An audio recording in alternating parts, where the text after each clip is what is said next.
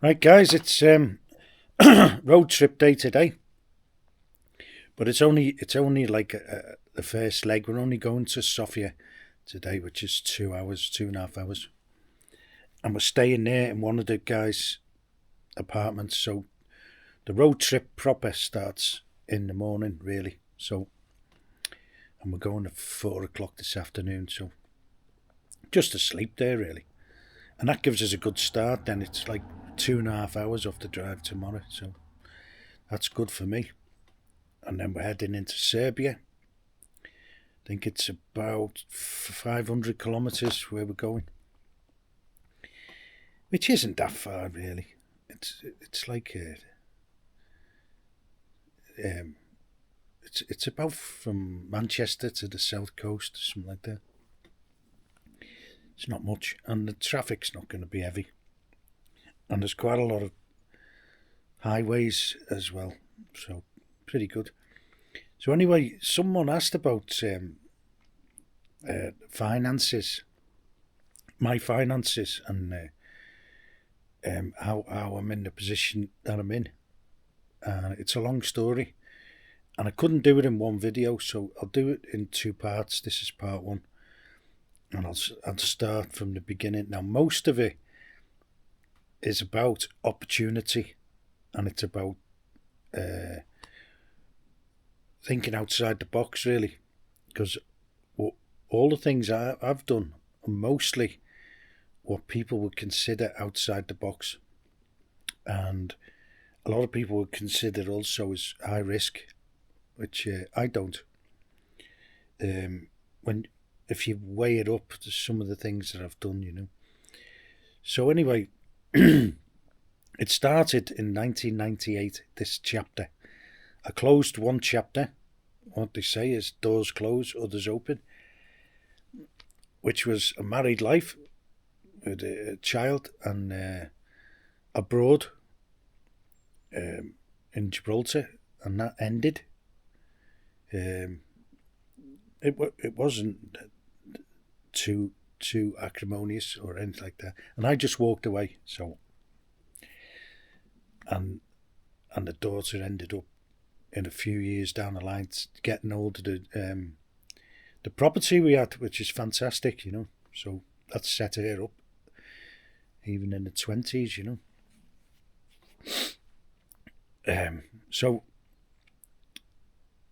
So that was the story, the backstory. Then it started in 1998. I got back to the UK and I was on zero, which is a lot better off than a lot of people are now. Zero's not bad in the UK terms, looking at the debt statistics and everything. So I ended up then buying a house, getting a mortgage for a house, a big house, but it was like a lot of people would consider it derelict, but it wasn't. Structurally, it was good, and it was a big Victorian house, the big yellow brick things you see all over the country, and it was huge, and it was actually laid out to my advantage, and it was into two separate apartments. It had two front doors, and you couldn't access upstairs from the downstairs. It had been closed off, in the hallway, which initially I had to swap it back to one house because there was two council taxes, two insurances, two of everything on the house. So that's the first thing it did. But I just put a door there, and I informed the council and everything, and I got it listed as one house. But the door I put in was just sealed. It didn't even have a handle. It was just a door in a frame. But it did open, but like it didn't have a handle on permanently, if you know what I mean. You could get from one part to the other. So that was that, and and so that was the first step, and I saw that this is potential, and and hard work involved, and I did all of this, the whole story, um, um, on a decent wage, not a good wage, not high wage. I'd say good wage, yeah, um, but not like a high roller or anything like that. I wasn't on. I was just on the above average wage, actually, um, and I was freelance, and I also operated as a limited company, which helped as well.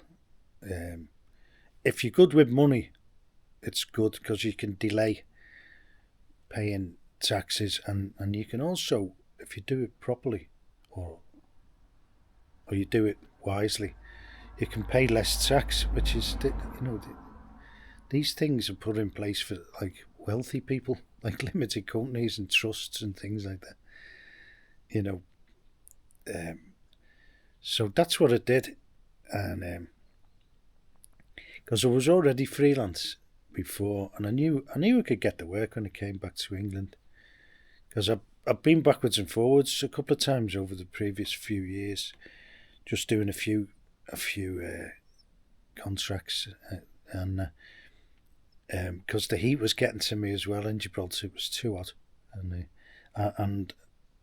I had to we had to have some breaks, um, and that kind of stuff. So I was already knew I could get the work. I always got work, even in the dark days, in all the recessions. I think we went through 3 recessions, and I always got work because I had a good network, and I think I had a good reputation as well, because people asked me back. That's a good sign when people ask you back, or when you're available, when you contact them, they take you back.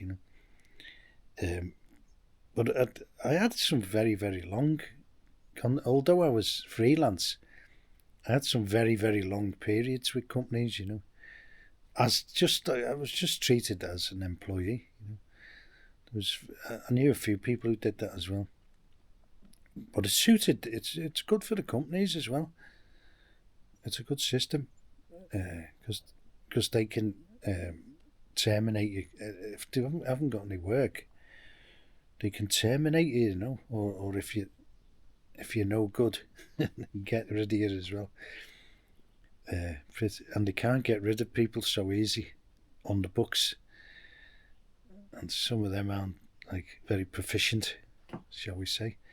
Anyway, so the financial side. So I got this great big house, and then I thought straight away, well, this is done in 2 apartments. This could be potential, because down the line you could sell it as two properties, And I paid the peanuts for it, 25 grand. It's nothing. Even in them days, I thought it was cheap. I thought it was really cheap anyway. But anyway, that's what I paid for it. So then I had the plan then of letting the ground floor in rooms, not as an apartment, by room, because I thought that was safer as a landlord. It's safer to let rooms, and I was living in the property as well, so you can keep an eye on things, and also it's easier. Well, you can just evict people if they're not paying, or if they're nuisances or anything like that, quite easily if you're living in the property as well, which you never had to do really. The tenants usually move on, I've found, in a lot of cases, especially when it's by room. Bedsit land, isn't it? So I had one guy, and he stayed for about 10 years.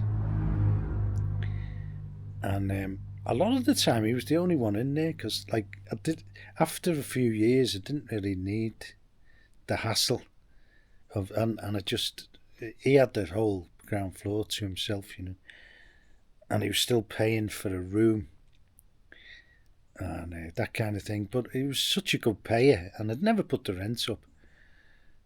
And he had a great run, and I did as well because he was good as gold. He was great, and so that was that. And it didn't make any noise or anything like that. No problems. He was a coach driver, long distance. He used to go on the continent actually. So really long distance coach driver, and so he was staying away most of the time as well. So that was the early days. So that was the framework I had, and I could see the potential there. And if you can see things like that, but people don't want all this hassle. They just want to go in a house or rent a house, live in a house, go to work, come home, and that's it.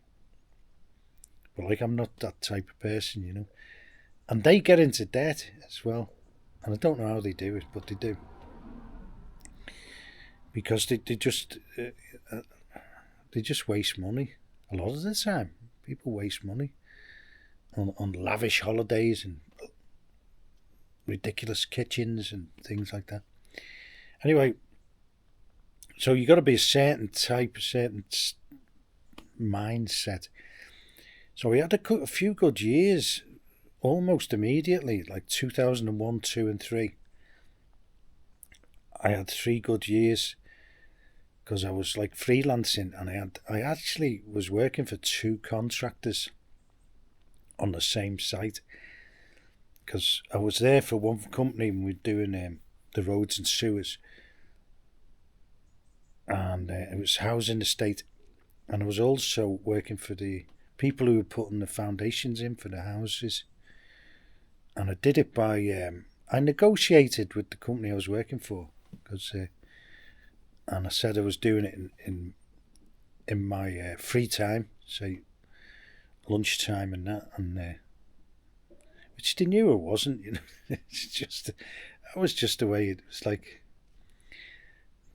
signed and sealed, So it was great, and I earned some good money those 3 years, and I ended up with all this, a few quid in the bank in 2003, and then I was, just by chance, I was doing a night school class just for recreation, instead of watching soap operas. I was doing a night school class, and I didn't like the television then. I never switched it on, and it just sat there for years. And anyways, I was doing this night school, and the teacher had a house here, just not far from here, and that's how I ended up in this area, because he said, I've got this house, anyone interested in a holiday?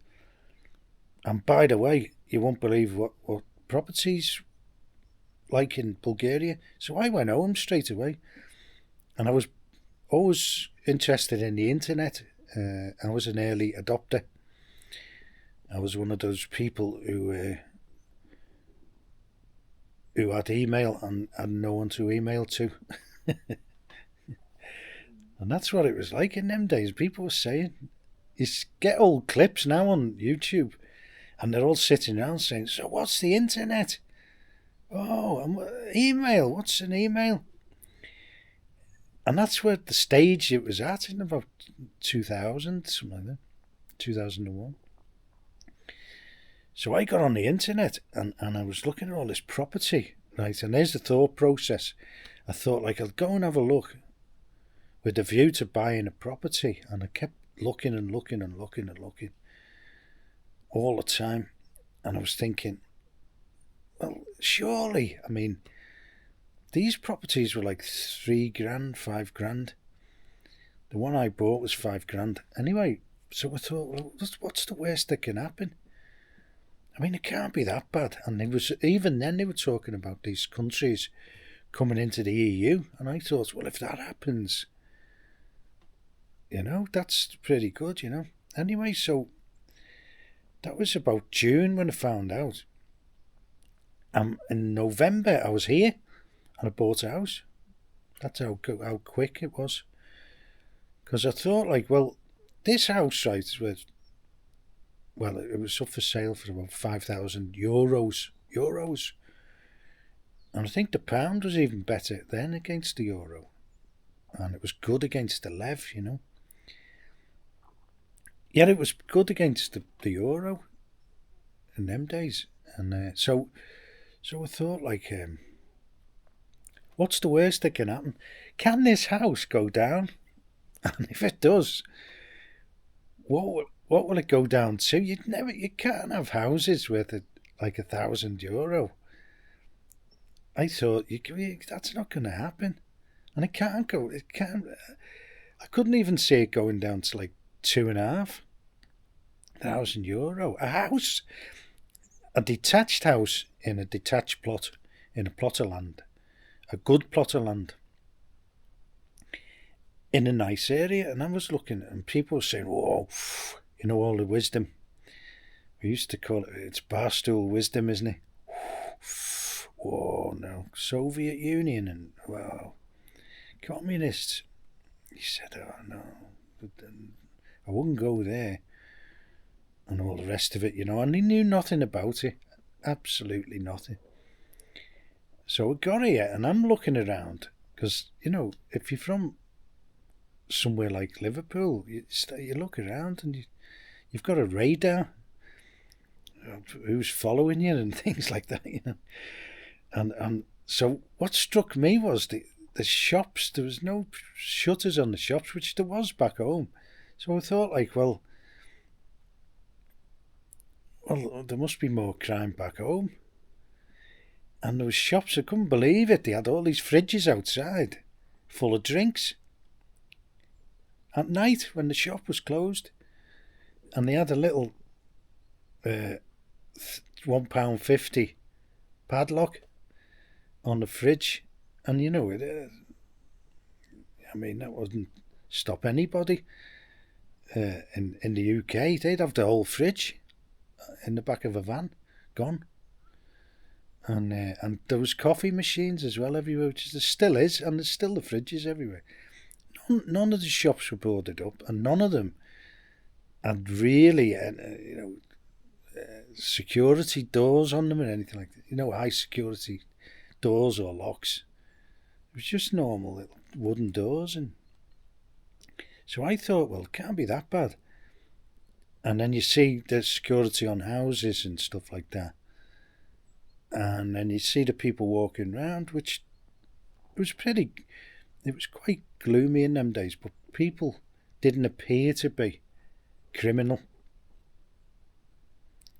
And you get the feeling, and round here, it's never been criminal since I got here in 2003. Never. You don't hear that much. There's bits and bobs of crime everywhere, isn't there? But like this is at the most petty crime, and you might get a Barney now and again. Just people, innit? And, but there's never any serious stuff goes on, really. Bit of corruption, maybe. And that's the other thing you always hear, the corruption and all that, which it's everywhere, isn't it? I could tell you some stories about corruption in the UK. In fact, that job I was on, it was the most corrupt job I've ever been on. Everyone was up to no good on that job. But that's another story. Anyway, so that was the thought process, and I could see the potential here. It was beautiful, although it was like in a bad way. The towns and the place was like beautiful, It was outstanding. and there was room to breathe, and all the rest of it, But everywhere was run down. All the hotels, everything. They'd had a crash, and they were also transitioning from socialism to free markets, which it is now, and it's like so much different now, and I could kind of see some potential, but the thought process is, what can I lose? What is there to lose? And it was like maybe $2,000. It's never going to get. You'll never see land for zero, will you? You'll never see land. Like, here's some land. How much is it? Nothing. You're never going to get to that, are you? Anywhere in the world? Except maybe, I think Italy, they're giving stuff away. But that's to get people to live there, which is actually, and Portugal, actually, they had a scheme like that. I don't think it is now. So yeah, so how much is that house there? Nothing. How much is the land over there? Nothing. It's like, in fact, we'll give you money. And they do have these schemes around the world, but I couldn't see that happening with this area. And so that was it. So I bought the house. So that's chapter 1. But it's all to do with thinking outside the box. And I thought, hang on a minute.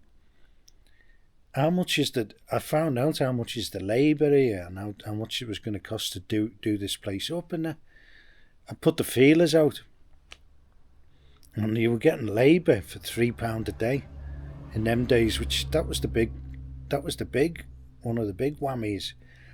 And the other thing was the exchange rate,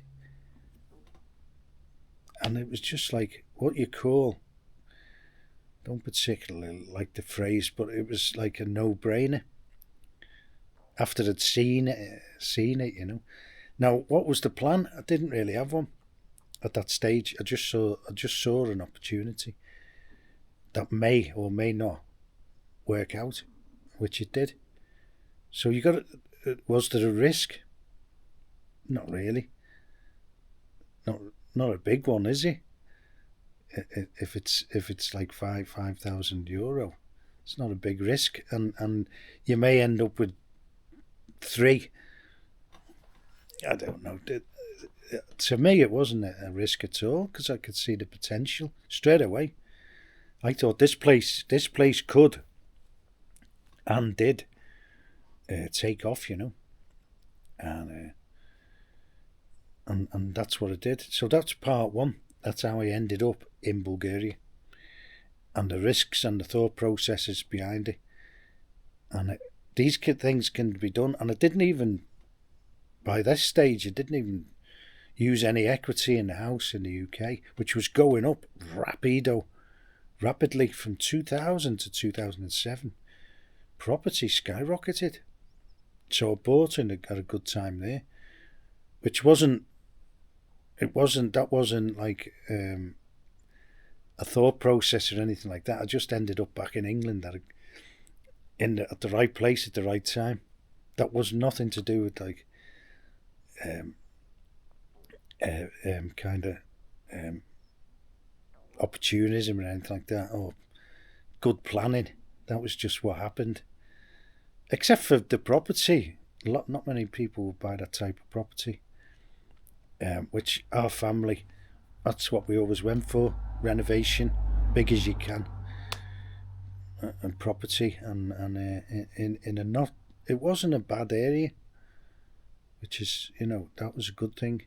But you can get cheap properties, but usually in really, really bad areas, which are never going to get any better. And that was another move, Okay, so that's part 1, and then I'll go to part 2, obviously, and after this. Cheers.